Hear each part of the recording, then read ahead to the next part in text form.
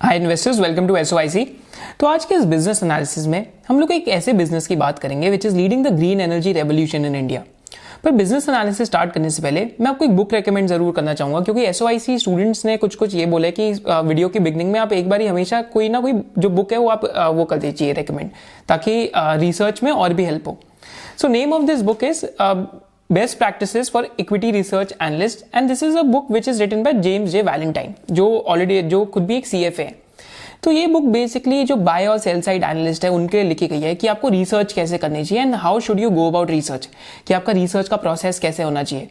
And इसी से related आज मैं आपके साथ वीडियो में बात करूंगा कि दो तरीके के एनालिसिस होते हैं। एक तो बॉटम्स अप एनालिसिस होता है, जैसा हम एसओआईसी में करते हैं कि हम पहले बिजनेस को पढ़ते हैं एंड बिजनेस के बाद हम उसके ऊपर जो उसके बाद सेक्टर है जिसके अंदर वो एग्जिस्ट करता है उसको पढ़ते हैं एंड देखते हैं कि बिजनेस की क्या कंपेटिटिव एडवांटेज है बॉटम्स अप। फिर एक एनालिसिस होता है टॉप डाउन। टॉप डाउन का मतलब कि आपको सेक्टर काफी पसंद आ रहे हैं, सेक्टर के अंदर आपको चेंजेस भी दिख रहे हैं, तो आप टॉप डाउन ढूंढते हैं कि इस सेक्टर के अंदर कौन कौन सी कंपनीज हैं जो इन चेंजेस की बेनिफिशियरीज होंगी। तो आज इस एनालिसिस में हम लोग बेसिकली टॉप डाउन एनालिसिस करने वाले हैं। अगर हम टॉप डाउन एनालिसिस में देखते हैं तो आज 3 या 4 ट्रेंड्स वर्ल्ड के अंदर बहुत ज्यादा विजिबल हैं। एक ट्रेंड जो काफी ज्यादा विजिबल है that is the adoption of electric vehicles. Second trend जो बहुत ज्यादा विजिबल है that is the adoption of green energy. Green energy का मतलब कि जितने भी सोलर एंड विंड एनर्जी है या फिर जो भी क्लीन एंड सस्टेनेबल एनर्जी है वो इन terms of power generation instead of thermal, इनका जो ज्यादा सोर्सेज है फॉर पावर जनरेशन वो बढ़ते जा रहे हैं, because this is more sustainable. And यहाँ पे जो ग्रीन हाउस गैस इमिशन है वो भी बहुत ज्यादा कम होती है, माने जो भी गैसेस ग्लोबल वार्मिंग करती है उनका जो एमिशन है काफी ज्यादा कम होता है। तो पहले हम बात करते हैं जो आज हम ईवी का अडॉप्शन देख रहे हैं वर्ल्ड में। तो अगर हम लास्ट 4 इयर्स में देखेंगे ऑल ओवर द वर्ल्ड, तो अगर हम एशिया की बात करते हैं तो ऑलमोस्ट 55% एनुअल ग्रोथ रेट रहा है इलेक्ट्रिक व्हीकल्स का। अगर हम अमेरिका की बात करते हैं तो 32% एनुअल ग्रोथ रेट है। अगर हम वर्ल्ड की बात करते हैं तो ऑलमोस्ट 41% एनुअल ग्रोथ रेट रह रहा है यहाँ पे। And 7.2 million electric vehicles are already on the road, and जिसमें से 6 million were added in last 4 years. साथ साथ अगर हम इलेक्ट्रिक व्हीकल्स की ग्रोथ यूएसए के अंदर देखते हैं तो 2010 से लेके ऑलमोस्ट 2019 तक का ये डेटा है, तो वी कैन सी कि ग्रोथ काफी ज्यादा फिनोमिनल रही है। एंड इसमें डिफरेंट ब्रांड्स की ग्रोथ काफी है, जिसमें टेस्ला आई थिंक टेस्ला का सबसे ज्यादा मार्केट शेयर है। सिमिलरली ये ट्रेंड अभी इंडिया में बहुत छोटा ट्रेंड है, बट इंडिया के अंदर भी ये ट्रेंड पिकअप कर रहा है। स्पेशली अगर हम टाटा जैसी कंपनी को देखें तो टाटा काफी ज्यादा जो इलेक्ट्रिक व्हीकल के वेरिएंट्स हैं वो भी लॉन्च कर रहे हैं। आई थिंक टाटा नेक्सॉन तो सबसे ज्यादा अच्छी सेलिंग इलेक्ट्रिक व्हीकल है इंडिया के अंदर। तो अगर हम इंडिया के अंदर मार्केट शेयर देखते हैं इलेक्ट्रिक व्हीकल्स का, तो यहाँ पे एक एग्जांपल मैं आपको देखता हूँ कि जो टाटा मोटर्स है उनका ऑलमोस्ट 50% मार्केट शेयर है इलेक्ट्रिक व्हीकल्स में। एंड साथ साथ यहाँ पे क्या इंटरेस्टिंग चीज है कि sales of EV since launch अगर हम चेक करते हैं तो एमजी मोटर्स की ऑलमोस्ट 2700 जो इलेक्ट्रिक व्हीकल्स है सेल हुई हैं, बेसिकली जो आपकी एमजी हेक्टर आती है। टाटा मोटर्स की ऑलमोस्ट 8500 हुई है एंड हुंडई मोटर्स की ऑलमोस्ट 607 हुई है। एंड साथ साथ अगर हम एक्सपेक्टेड ग्रोथ रेट देखते हैं इलेक्ट्रिक व्हीकल्स का इंडिया में, तो 2021 में almost 1,17,000 electric vehicles are there on the road, and by 2025 it is expected कि ये नंबर ऑलमोस्ट 18,84,000 के आसपास हो जाएगा, जिसमें से जो 2 व्हीलर्स है उनका पेनिट्रेशन काफी ऊपर जाएगा। तो 2 व्हीलर जो भी 2 व्हीलर्स है उससे रिलेटेड हमने अभी रिसेंटली देखा है कि ओला इलेक्ट्रिक करके अभी उनका एक जो 2 व्हीलर स्कूटर लॉन्च हुआ है, एंड साथ साथ विद इन फर्स्ट डे उन्होंने ऑलमोस्ट 600 करोड़ की सेल कर दी है। तो आई थिंक जो 2 व्हीलर इलेक्ट्रिक स्कूटर्स है इनका सेल जो 4 व्हीलर है उनसे ज्यादा इनिशियली क्यों होगा, इसका एक बहुत बड़ा रीजन है। पहला रीजन ये है कि जो स्कूटर्स या 2 व्हीलर्स हैं हम जो लोकली ट्रैवल करते हैं उसके लिए ज्यादा यूज करते हैं। पर 4 व्हीलर्स के अंदर क्या प्रॉब्लम है, अगर आपको इंटरसिटी ट्रैवल करना है तो इस टाइम पे इंफ्रास्ट्रक्चर नहीं है। जैसे रिसेंटली हमारी फैमिली में एक फ्रेंड है, तो वो दिल्ली से ट्रैवल कर रहे थे जयपुर की तरफ, एंड बीच में 3 ही स्टेशन आते हैं जहाँ पे वो अपनी कार को चार्ज कर सकते हैं। पर प्रॉब्लम क्या है कि जब वो जा रहे थे वहां पे तो बीच में रास्ते में उनको ट्रैफिक काफी ज्यादा मिल गया, फिर वहां पे बारिश भी होगी जिसकी वजह से ट्रैफिक और भी लग गया। तो एक्चुअली जब चार्जिंग स्टेशन पे पहुंचे जहाँ पे उनकी एप्लीकेशन बता रही थी उनको फोन की, तो वहां पे एक्चुअली उस टाइम पे स्टेशन बंद था। तो बीच रास्ते में जाके गाड़ी बंद हो गई एंड उनको वहाँ पे क्रेन बुलानी पड़ी and almost more than 25 to 30,000 का उनका एक्सपेंडिचर आ गया कार को एटलीस्ट वहाँ तक ले जाने का जयपुर में। तो again even though intention was noble but उनका खर्चा काफ़ी ज़्यादा आ गया और ये एक एक्चुअली में एक प्रॉब्लम की तरह पॉइंट आउट करता है कि इलेक्ट्रिक व्हीकल का 4-व्हीलर में इस टाइम पे इंडिया में इंफ्रास्ट्रक्चर अच्छा नहीं है बिल्कुल भी, स्पेशली इंटरसिटी ट्रैवल के लिए। इस वजह से इंडिया के अंदर जो पेनिट्रेशन होगा इलेक्ट्रिक व्हीकल का that will be led by two wheelers. माने जो स्कूटर्स हैं प्राइमरीली उनके थ्रू काफ़ी ज़्यादा यहाँ पे पेनिट्रेशन बढ़ेगा। एक और अगर हम यहाँ पे इंटरेस्टिंग चीज़ देखते हैं तो टाटा मोटर्स एक्चुअली में इस टाइम पे ट्राई कर रहे हैं more and more brands launch करने के, more and more variants launch करने के। तो टाटा मोटर का इस टाइम पे जो जैगवार आई पेस है वो भी लॉन्च हो रहा है। टाटा अल्ट्रॉस करके रिसेंटली इलेक्ट्रिक व्हीकल लॉन्च करी है। फिर साथ साथ रिसेंटली जो ऑडी है उनकी भी ई ट्रॉन करके इलेक्ट्रिक व्हीकल लॉन्च हुई है। महिंद्रा की ई KU भी लॉन्च हुई है एंड साथ साथ जो वोल्वो XC40 रिचार्ज है वो भी रिसेंटली लॉन्च हुई है। तो ये तो जो टाटा मोटर्स है उनके बारे में, पर मैं आपके साथ टाटा मोटर्स की क्या बात कर रहा हूँ क्योंकि इनकी जो सिस्टर कंपनी है Tata power that is actually the main beneficiary. इसी बिजनेस की हम बात करने वाले हैं। तो Tata power actually electric vehicle का पूरा इंफ्रास्ट्रक्चर इंडिया में सेटअप करने वाली है। माने यहाँ तक जो चार्जिंग का इंफ्रास्ट्रक्चर है वो सारा यहाँ पे टाटा पावर इस टाइम पे सेटअप करने की ट्राई कर रहे हैं। तो अगर हम एक इंटरेस्टिंग चीज़ देखते हैं, अगर हम वैल्यू चेन में देखते हैं तो ईवी चार्जिंग स्टेशन की वैल्यू चेन में एक तो आपके फर्स्ट लोग आते हैं जो होते हैं e mobility service provider. Basically जो कस्टमर सर्विसेज प्रोवाइड करते हैं in terms of charging points via technology via tech application. तो यहाँ पे हम देखेंगे जो टाटा पावर है उनकी फ़ोन एप्लीकेशन भी है।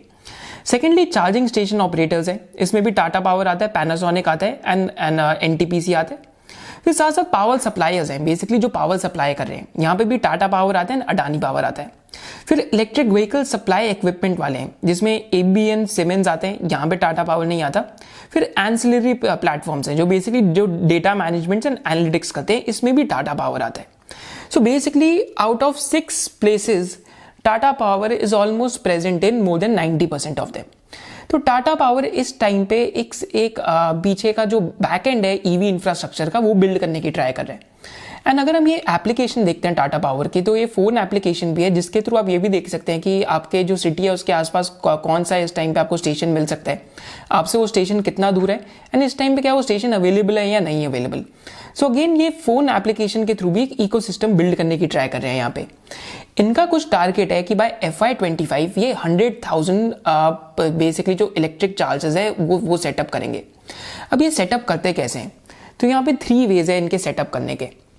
3 वेज यहाँ पे क्या क्या आते हैं इनके सेटअप करने के कि फर्स्ट वे इनका जो सेटअप करने का है दैट इज एट होम, कि आप अपने जो इलेक्ट्रिक व्हीकल का चार्जिंग स्टेशन पॉइंट है कि आप अपने घर में ही सेटअप कर लें। एंड एक्चुअली में अभी तक इंडिया में यही देखा गया है and all over the world भी यही देखा गया है कि 80% of the electric vehicles are charge at home only, मतलब लोग अपने घर पे ही चार्ज करते हैं। तो यहाँ पे टाटा पावर क्या करेगा कि जो व्हीकल है उसके साथ बंडल करके ही अपना जो बेसिकली इलेक्ट्रिक चार्जर है वो सेल करेगा एंड साथ साथ फिर वहाँ पे अपने साथ साथ जो इलेक्ट्रिक स्मार्ट मीटर्स हैं वो लगा के आपको एज अ सर्विस चार्ज करते रहेगा कि आप कितनी पावर यूज़ कर रहे हैं, आप कितनी पावर नहीं यूज़ कर रहे। सेकेंड यहाँ पे इनका प्ले क्या है कि बेसिकली ये जो फ्लीट ऑपरेटर्स हैं, जैसे सपोज करते हैं एक सोसाइटी है जहाँ पे हर किसी के पास जगह नहीं है घर के अंदर लगाने की, तो वहाँ पे एक जो कॉमन पॉइंट है वहाँ पे चार्जर लगाएंगे ताकि लोग अपनी जो कार है चार्ज कर पाए। एंड सेकेंडली जो फ्लीट ऑपरेटर्स हैं उनके लिए भी, जो बेसिकली ऊबर एंड ओला के फ्लीट ऑपरेट करते हैं, अगर वहाँ पे इलेक्ट्रिक व्हीकल की अडॉप्शन होती है तो टाटा पावर वहाँ के लिए भी अपने चार्जर्स लगाएगा। एंड थर्डली यहाँ तो जो बसेज हैं तो गवर्नमेंट का under the FAME two basically subsidies, तो गवर्नमेंट का प्लान है कि कुछ 7,000 ई बसेज रोड पे लेके आने का। तो उसके लिए भी Tata power is basically trying to setup the infrastructure for power charging. अब यहाँ पे एक इंटरेस्टिंग चीज़ क्या है कि गवर्नमेंट का काफ़ी ज़्यादा पुश चल रहा है। तो पहले अगर हम यहाँ पे एक चीज़ चेक करते हैं तो एक पॉलिसी है गवर्नमेंट की EV30। तो जो इंटरनेशनल एनर्जी एजेंसी है जो IEA है, तो उनका एक टारगेट है कि बाय 2030 30% जो आपकी व्हीकल्स हैं that should be basically electric vehicles. तो यहाँ पे जो डिफरेंट कंट्रीज हैं वो इसकी सिग्नेटरी हैं। जैसे इंडिया आता है इसमें, एक चाइना आता है, कनाडा आता है, जैसे हम डिफरेंट कंट्रीज यहाँ पे देख पा रहे हैं। एंड जो टाटा पावर है that is also beneficiary of such a trend कि अगर इंडिया में एक्चुअली ईवी की पेनिट्रेशन बढ़ती है तो आपको चार्जिंग इंफ्रा भी चाहिए होगा। सेकेंडली, अगर हम यहाँ पे फेम 2 करके गवर्नमेंट की एक सब्सिडी देखते हैं तो गवर्नमेंट ने ऑलमोस्ट 10,000 करोड़ की सब्सिडी अनाउंस करी थी बाय टिल 2024 जो आपके इलेक्ट्रिक व्हीकल्स है उनके लिए। बट साथ साथ एक और इंटरेस्टिंग चीज़ क्या चल रही है इस टाइम पे कि गवर्नमेंट ने रिसेंटली PLI स्कीम के अंदर मोर देन 26,000 करोड़ के इंसेंटिव्स भी दिए हैं जो भी ईवी मैन्युफैक्चरर्स होंगे उनके लिए। तो कभी भी जब टेक्नोलॉजी का नया अडॉप्शन होता है तो एक गवर्नमेंट लेड पुश तो होता ही होता है उसके अंदर। एंड साथ साथ अगर हम यहाँ पे एक बहुत इंटरेस्टिंग चीज़ देखें कि एक्चुअली में इलेक्ट्रिक व्हीकल का प्रोपोजिशन क्या है as compare to ICE vehicles. अगर हम इलेक्ट्रिक व्हीकल का प्रोपोजिशन देखते हैं तो ये टाटा नेक्सॉन की जो इलेक्ट्रिक व्हीकल है उसकी वेबसाइट है। तो दिल्ली के अंदर इस टाइम पे पेट्रोल का प्राइस 100 रुपीज़ पर लीटर के आसपास है। वेराज अगर मैं डेली का कम्यूट मेरा 30 किलोमीटर्स का है तो यहाँ पे हम 30 किलोमीटर सेट करते हैं, 100 रुपीज़ यहाँ पे पेट्रोल का प्राइस सेट करते हैं। इन साथ साथ अगर मैं अपनी एस्टिमेटेड सेविंग्स देखता हूँ तो ओवर पीरियड ऑफ 5 ईयर्स मेरी फ्यूल के अंदर estimated saving almost 3 lakh rupees की होगी। एंड साथ साथ जो CO2 का एमिशन होएगा वो भी काफ़ी हद तक घट जाएगा। And also one more very interesting thing जो यहाँ से बाहर आती है कि इलेक्ट्रिक व्हीकल का पर kilometre cost almost 1 to 1.5 rupees के आसपास ही है, विच एज कम्पेयर टू अगर हम IC इंजन की बात करें या फिर हम अगर पेट्रोल इंजन कार की बात करें तो ऑलमोस्ट वहाँ पे ऑलमोस्ट इस टाइम पे ऑलमोस्ट 8 to 10 रुपीज़ पर किलोमीटर का कॉस्ट आता है। तो अगेन मैसिव कॉस्ट सेविंग है। बट अगेन ये एक प्रॉब्लम भी है क्योंकि EV व्हीकल्स बिगिनिंग में थोड़ी एक्सपेंसिव होती है।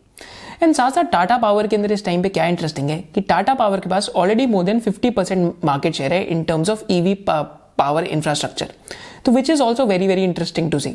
तो आगे जाते फ्यूचर के अंदर इनके ये जो प्लान्स हैं यहाँ पे हमें चेक करने पड़ेंगे कि यहाँ पे ऑप्शनैलिटी कैसे अनलॉक होती है। जैसे हमने बिगनिंग ऑफ दिस वीडियो में देखा कि टॉप डाउन एनालिसिस भी होता है एंड बॉटम्स अप एनालिसिस भी होता है। सिमिलरली हम SOIC इंटेंसिव कोर्स में जो SOIC मेंबरशिप का पार्ट है हम आपको वहाँ पे यही सिखाते हैं कि थ्रू सेक्टोरल वेबिनार्स हम आपको एक जो top down point of view है वो भी देते हैं कि सेक्टर एक्चुअली ऊपर से कैसा लग रहा है। फिर साथ साथ आपको बॉटम्स अप भी बताते हैं कि यहाँ पे कौन से players are likely to do well. तो अभी तक हमने API एंड फार्मा का वेबिनार करा है 23 मई को। साथ साथ हमने जो केमिकल्स हैं उनका भी वेबिनार करा है, बैंकिंग का भी वेबिनार हो चुका है एंड साथ साथ अभी recently life insurance and general insurance का भी हुआ है। मोर ओवर इस बारी जो रेशियो क्लास है, माने जो रेशियो एनालिसिस है कि प्रॉफिटेबिलिटी रेशियो है एंड साथ साथ लेवरेज रेशियोज है, उसमें हमने कैपिटल एलोकेशन रेशियोज भी ऐड करी है। बिकॉज लंबे समय में इन्वेस्टर का रिटर्न कैपिटल एलोकेशन पे बहुत ज्यादा डिपेंडेंट है। तो कैपिटल एलोकेशन हमारे ओपिनियन में is one of the key principles जिसपे इन्वेस्टर की long term returns are built on. साथ साथ कैपिटल एलोकेशन रेशियोज में हमने काफी सारे एग्जांपल्स भी लिए हैं। If you are interested in the membership the link is given in the description below. अब टाटा पावर के केस में एक और क्या इंटरेस्टिंग चीज है कि जो टाटा ग्रुप ऑफ कंपनीज है इनके पास ऑलरेडी काफी ज्यादा इंफ्रास्ट्रक्चर है। तो there are more than 1000 stores जो टाटा ग्रुप है उनके पास ऑलरेडी है। तो जैसे हमने यहाँ पे देखा कि जो टाटा स्टारबक्स है वो भी आता है इसके अंदर, जिसमें मोर देन 200 to 300 स्टोर्स हैं। फिर साथ साथ टाटा के अंदर लैंडमार्क भी आता है, क्रोमा भी आता है एंड इन सारी ये जितनी भी फैसिलिटीज है इनके अंदर भी टाटा पावर अपना जो ईवी चार्जिंग स्टेशन है वो सेटअप कर सकता है। सो अगेन ये एक बहुत इंटरेस्टिंग सिनर्जी है ग्रुप के अंदर। अब हम बात करते हैं जो इनके ग्रीन एनर्जी इनिशिएटिव्स हैं उनकी। तो यहाँ पे एक जो बहुत इंटरेस्टिंग ग्रीन एनर्जी इनिशिएटिव है इनका, दैट इज जो गवर्नमेंट इस टाइम पे अंडर PM कुसुम योजना इस टाइम पे जो फार्मर्स हैं उनके लिए जो सोलर पंप्स हैं उनका बहुत ज़्यादा कवरेज बढ़ा रही है। तो इस ईयर बेसिकली कुछ टारगेट है कि government will basically issue tenders for more than 3 lakh solar pumps. तो लास्ट ईयर एस्टिमेट में अगर हम ऐसा देख सकते हैं तो टाटा पावर का ये नंबर काफ़ी ज़्यादा कम था। Whereas इस साल अगर 3 लाख सोलर पंप्स इशू होते हैं या फिर 3 लाख जो सोलर पंप है उनके लिए टेंडर निकलता है तो अगेन ये काफ़ी ज़्यादा इंटरेस्टिंग हो सकता है क्योंकि फार्मर के लिए यहाँ पे 3 बेनिफिट्स हैं। एक तो फार्मर के लिए यहाँ पे क्या बेनिफिट है कि फार्मर की पेट्रोल और डीजल के ऊपर से डिपेंडेंस घट जाती है। सेकेंड, यहाँ पे फार्मर के लिए की बेनिफिट यहाँ पे क्या रहता है कि जो उनका बैरन लैंड है वहाँ पे बेसिकली फार्मर्स जो सोलर पैनल है वो लगा के जो भी एक्सेस इलेक्ट्रिसिटी है जो ग्रिड है उस पर सेल भी कर सकते हैं। तो ये तो टू की बेनिफिट्स हैं फार्मर के लिए। तो अगेन ये भी एक इनिशिएटिव है जिसमें Tata power is a part of it. Third यहाँ पे एक बहुत इंटरेस्टिंग चीज़ जो देखने के लिए है, तो जैसे हमने यहाँ पे अगर हम IEX की प्रेजेंटेशन में देखते हैं तो over a period of time क्या होने वाला है, क्योंकि इंडिया को अपनी जो एनर्जी सिक्योरिटी है उस पर बहुत ज़्यादा ध्यान देना है। तो over a period of time क्या होएगा कि इंडिया का जो थर्मल पावर है, माने जो कोल के थ्रू बन रही है, उसके ऊपर जो रिडक्शन, जो उसके ऊपर डिपेंडेंस है वो रिड्यूस हो जाएगी बाय 2030। इंडिया का जो यहाँ पे थर्मल पावर पे डिपेंडेंस है 2020 में ऑलमोस्ट 62% है, जो 2022 में 53% हो जाएगा एंड 2030 में सिर्फ 35% रह जाएगा। थर्मल पावर बेसिकली जो कोल से बनती है, वेरा जो सोलर है यहाँ पे 36% हो जाएगा एंड विंड एनर्जी 17% हो जाएगा एंड जो स्मॉल हाइड्रो पावर है ऑलमोस्ट 8 to 9 to 10% के आसपास हो जाएगा। तो बेसिकली इंडिया का जो पावर जनरेशन का सोर्स है that is changing more towards green energy और बेसिकली टुवर्ड्स रिन्यूएबल्स।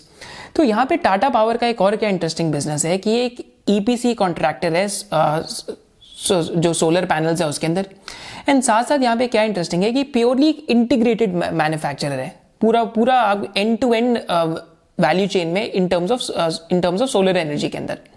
तो यहाँ पे एक और इंटरेस्टिंग चीज़ क्या है कि यहाँ पे इनका टारगेट क्या है कि जो ये अभी पावर जनरेशन करते हैं, तो इनके पास अगर अभी हम कैपेसिटी देखते हैं तो ऑलमोस्ट 2009 में 2365 मेगावाट्स की कैपेसिटी थी, जो 2021 में 12,808 मेगावाट्स की कैपेसिटी है, जिसमें से 31% ऑलमोस्ट जो ग्रीन एनर्जी है उसके थ्रू आता है, फिर 69% आज भी जो थर्मल एनर्जी है उसके थ्रू आ रहा है।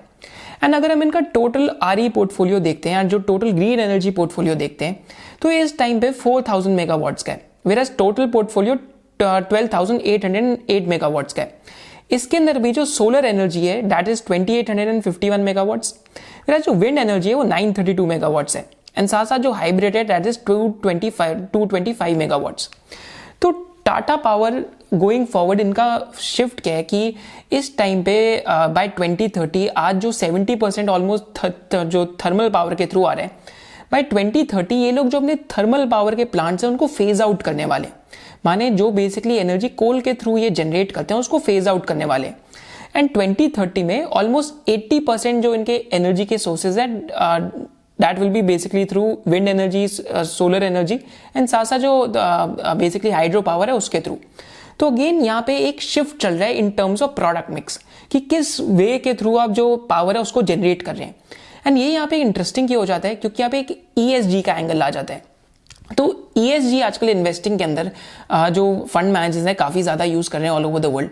इवन दो कई लोग कहते हैं शैम है, कई लोग इसको मानते हैं, बट इसका बेसिकली मतलब क्या है कि आप जो इन्वायरमेंट है और जो सोसाइटी एंड जो गवर्नेंस है उसकी तरफ आपको बहुत ज़्यादा रिस्पॉन्सिबल होना पड़ेगा। तो जो सोसाइटी एंड जो S और G वाला पार्ट है उसके अंदर टाटा पावर तो ऑलरेडी काफ़ी अच्छा है, पर जो E वाला पार्ट है दैट इज़ इन्वायरमेंट, उसकी तरफ टाटा पावर इस टाइम पे अच्छा होने की ट्राई कर रहे हैं। क्योंकि ये एफर्ट्स ऑलरेडी स्ट्रीट पे विजिबल हैं, तो टाटा पावर में एक इंटरेस्टिंग चीज़ क्या है कि काफ़ी सारे इंस्टीट्यूशनल इन्वेस्टर्स इस टाइम पे इनके साथ मीटिंग कर रहे हैं, विच ऑल्सो इंडिकेट्स कि इस बिजनेस के अंदर काफ़ी ज़्यादा स्ट्रॉन्ग इंस्टीट्यूशनल इंटरेस्ट भी आ रहा है। तो जो टाटा रिन्यूएबल्स है गोइंग फॉरवर्ड इसका इस बिजनेस का डीमर्जर भी हो सकता है।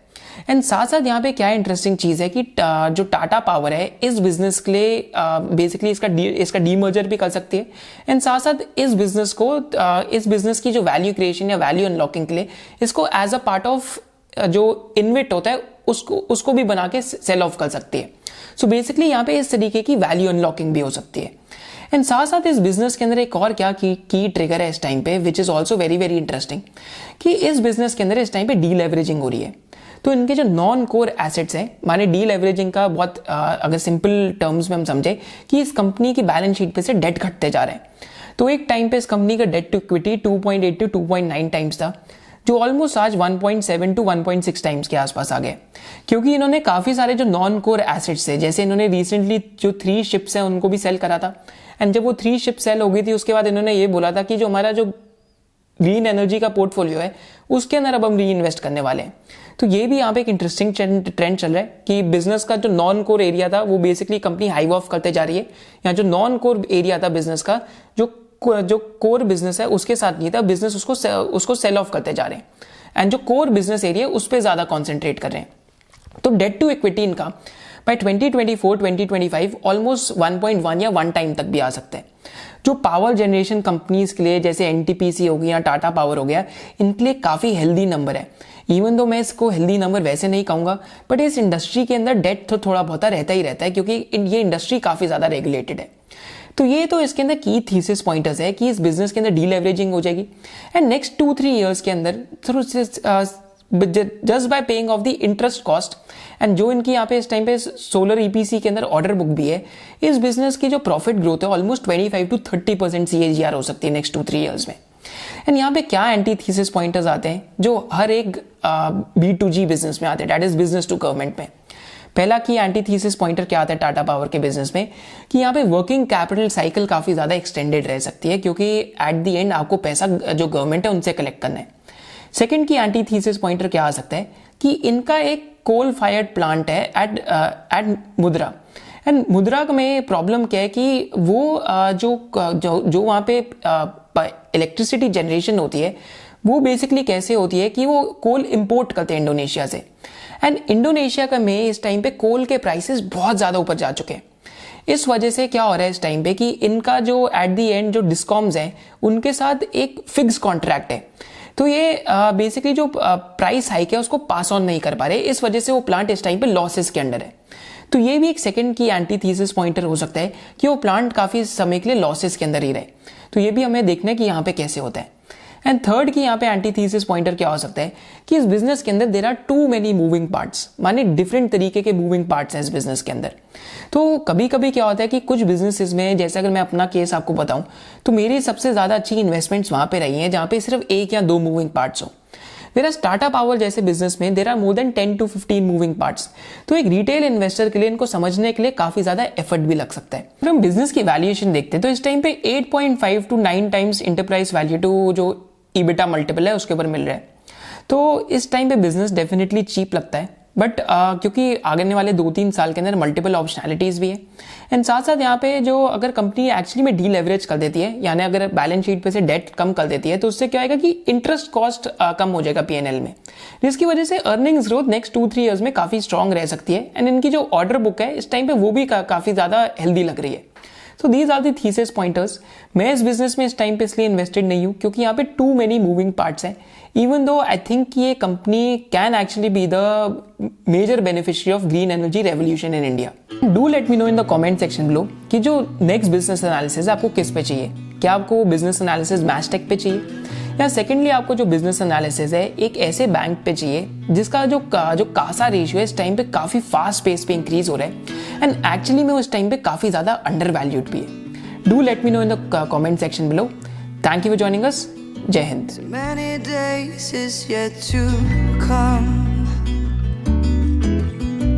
Many times has come to pass.